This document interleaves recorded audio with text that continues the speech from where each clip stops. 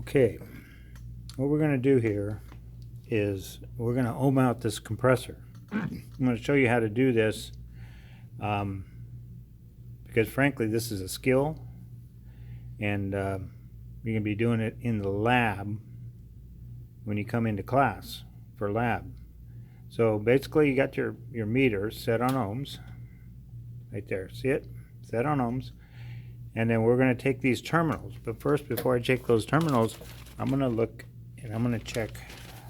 I'm going to make a little diagram of those three terminals on that compressor.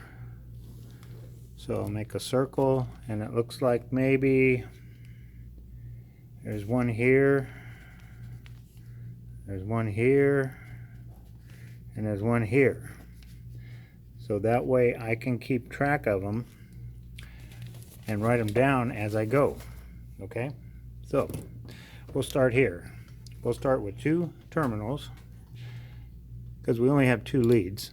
We'll start with two terminals. We'll start with these two terminals and we'll see what we got. It looks like 8.2 ohms across those two terminals. So if I write that down here, 8.2 in between these two, and next I'm gonna check these two here. Okay, so let's go for it. Let's see what we got on that one. The top two.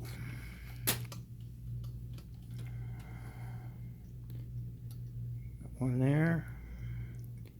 And one right there. Okay, it looks like about 4.5 ohms across the top.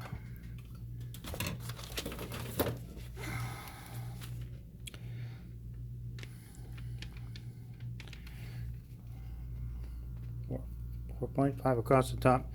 Now I'm going to check these two right here. And that's going to give me all three readings. I'll be able to determine which one of these terminals is what.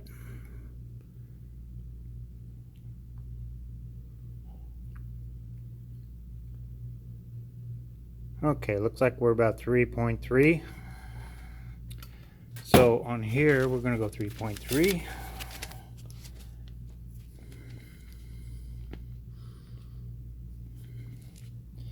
Okay, so if we have all our readings, then what I'm going to do is I'm going to take the highest reading that I've got, which is this one and this one, which is 8.2, and the one that I'm not going to read, the one that I'm not reading right now, that's going to be common. Okay, so that's the common terminal. Now if we look at these two readings here, 4.5 and 3.5,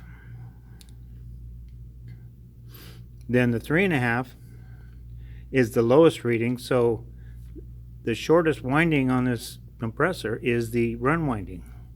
So that terminal is going to be the run terminal, and that makes this one up here the start.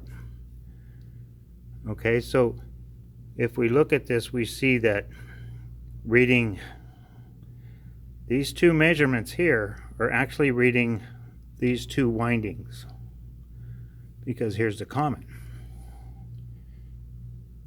Okay, that's the way you're going to decide which one is common, start, and run on these compressors. Granted, some of them will say what they are, but this particular compressor right here is a Japanese compressor, and they don't identify their terminals like we identify our terminals. Okay, so learn how to do this.